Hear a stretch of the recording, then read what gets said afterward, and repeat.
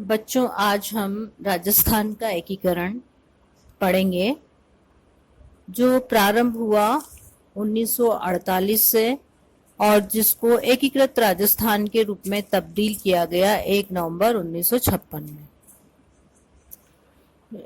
15 अगस्त 1947 को भारत आजाद अवश्य हो गया था, परंतु वो अखंड भारत के रूप में नहीं वरन खंडित भारत के रूप में हुआ था।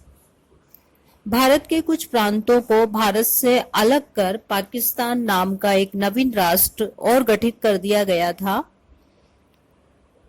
इसके अलावा इस स्वतंत्रता अधिनियम के अंतर्गत केवल प्रत्यक्ष रूप से ब्रिटिश शासित प्रांतों को ही स्वतंत्रता मिली थी।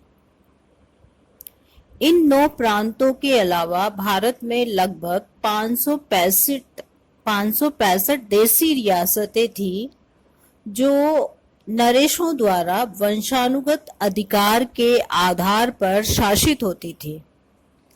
इस स्वतंत्रता अधिनियम में रियासतों पर अंग्रेजों की सर्वोच्चता अवश्य समाप्त कर दी गई, परंतु नरेशों को इनकी इच्छा पर छोड़ दिया गया।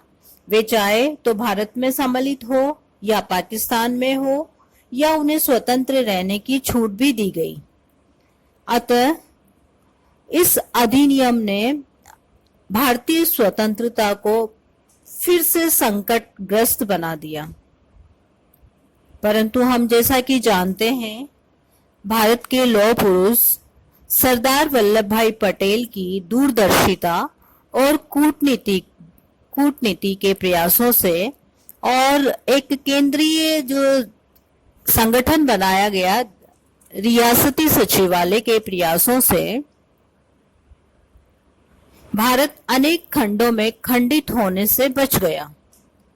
सैकड़ों की संख्या में विद्यमान देसी रियासतों को मुट्ठी भर राज्यों में तब्दील कर दिया गया। स्वतंत्रता के समय जो हम राजस्थान की बात कर रहे हैं, यहाँ पर 19 रियासतें थी, 2 चीफशिप थे, अजमेर का केंद्रीय शासित प्रदेश था।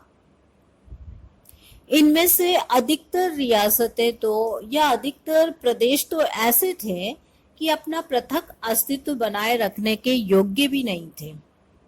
अतः इन सबको संगठित इकाई के रूप में संगठित करने का प्रयास किया गया और इस संगठित इकाई को राजस्थान की संज्ञा दी गई।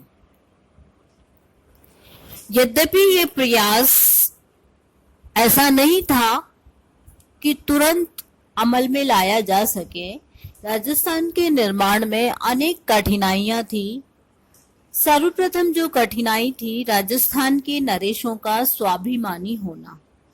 राजस्थान के छोटे और बड़े सभी नरेश ये चाहते थे कि हम किसी की गुलामी में नहीं रहें, हम अपना स्वतंत्र अस्तित्व रखें, और यदि कोई राज्य या कोई भी प्रदेश या कोई रियासत हम में सम्मिलित होना चाहती है तो मिल सकती है और सर्वोच्च हुकूमत हमारी रहे। ये स्थिति डूंगरपुर, बांसवाड़ा, शाहपुरा, कोटा, बूंदी, अजमेर, जयपुर प्रत्येक नरेश की थी। दूसरी जो सबसे बड़ी विकट समस्या थी राजस्थान के निर्माण में, नरेशों के विभिन्न दृष्टिकोण, अर्थात यहाँ के शासकों की जो है विभिन्न प्रकार की विचारधाराएं थी।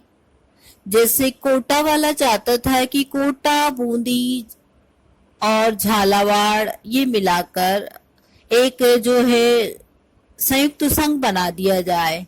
दूसरी ओर जो है मेवाड़ के महाराणा ये चाहते थे कि जयपुर, जोधपुर, बीकानेर, उदयपुर का अस्तित्व कायम रखा जाए और उसके अंतर्गत दूसरे राज्यों को या छोटी छोटी रियासतों को मिला दिया जाए। इसी प्रकार डूंगरपुर के महारावल कह रहे थे कि बांसवाड़ा, कुशलगढ़, प्रतापगढ़ को मिलाकर एक इकाई बना दिया जाए। जयपुर नरेश कह रहे थे कि अलवर और करौली को लेकर अलग संघ बनाना चाहते थे। नरेशों के विभिन्न विचारों के कारण रियासतें आपस में एक इकाई में परिणित नहीं हो पा रही थी। फिर तीसरी विकट समस्या थी जोधपुर और बीकानेर नरेशों की अलग धारणा। जोधपुर और बीकानेर नरेश ये चाहते थे कि जो है हमें पाकिस्तान में सम्मिलित कर दिया जाए, लेकिन धौलपुर के शासक उदयभान सिंह उसे पाकिस्तान में मिलने के लिए प्रोत्साहित कर रहे थे। भोपाल नवाब के माध्यम से भी जोधपुर नरेश ने पाकिस्तान के निर्माता मोहम्मद अली जिन्ना से मुलाकात की थी। उन्हें विभिन्न प्रकार के प्रलोभन दिए जा रहे थे। ऐसी स्थिति में इन दोनों के विचार राजस्थान के एकीकरण में बाधक थे। इसके बावजूद भी एकीकरण के लिए प्रयास किए गए और उन प्रयासों में जो है सफलता हासिल हुई और राजस्थान के नरेशों के सहयोग, जनता के सहयोग, संगठन के सहयोग और केंद्रीय सरकार के प्रयासों से एकीकरण संभव हो पाया। राजस्थान के निर्माण के प्रयासों में जो सर्वाधिक महत्वपूर्ण भूमिका रही यहाँ के नरेशों की, जनता की, केंद्रीय सरकार के, रियासती विभाग की, इन सबके संयुक्त प्रयासों का परिणाम था कि राजस्थान की विभिन्न रियासतें धीरे धीरे एक महान इकाई के रूप में उभर सकी। तो बच्चों, अब हम पढ़ेंगे राजस्थान के निर्माण में सहायक तत्व। वो कौन से तत्व थे या वो कौन सी परिस्थितियां थी जिन्होंने राजस्थान को एकीकृत करने में महत्वपूर्ण भूमिका निभाई। तो सबसे पहले हम देखेंगे राजस्थान के विभिन्न नरेशों के द्वारा किए गए प्रयास। इस दिशा में सबसे पहला जो प्रयास रहा वो रहा मेवाड़ के महाराणा भूपाल सिंह द्वारा। उन्होंने राजस्थान यूनियन बनाने का प्रस्ताव रखा। यद्यपि ये प्रस्ताव प्रतिनिधियों में मतैक्य के कारण अमल में नहीं लाया गया।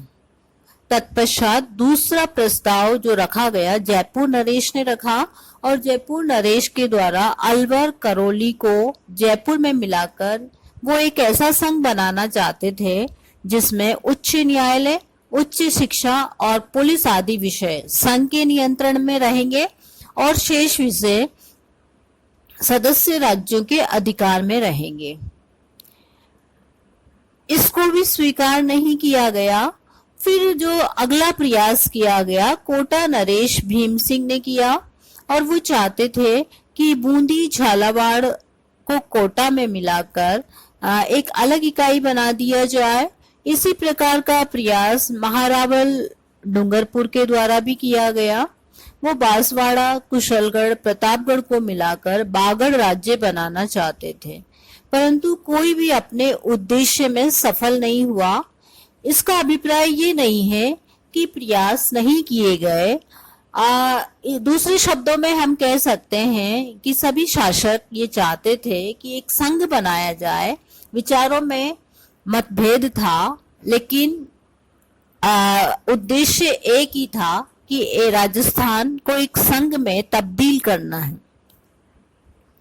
दूसरा जो प्रयास रहा जनता का सहयोग। जब नरेशों के द्वारा प्रयास किए गए लेकिन वो असफल रहे, तो रियासतों के जो प्रजामंडल था, प्रजा परिषद थे, उन्होंने अपने यहाँ की जनता के माध्यम से जनमत बनाने का कार्य प्रारंभ किया।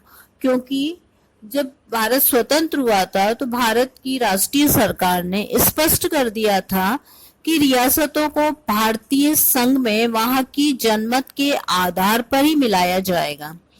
तो इसलिए सबसे पहला जो प्रयास किया अखिल भारतीय देसी राज्य लोक परिषद द्वारा, और इसकी जो है अनेक बैठकें हुई, श्रीनगर में हुई, फिर उसके पश्चात दूसरी बैठक हुई। उन सब बैठकों में एक ही निर्णय लिया गया कि राजस्थान की समस्त रियासतें अजमेर मेरवाड़ के क्षेत्र को मिलाकर एक संघ बना लेना चाहिए। और इसका जो है मंडन किया गया डॉक्टर राम मनोहर लाल लोहिया की अध्यक्षता में। समाजवादी पार्टी ने भी इसका जो है समर्थन किया। इस प्रकार जनप्रतिनिधि संस्थाओं संस्थाएं भी राजस्थान के निर्माण में अपना सहयोग देने लगी थी। तीसरा सर्वाधिक महत्वपूर्ण प्रयास इस एकीकरण में जिसका रहा, केंद्रीय सरकार का प्रयास।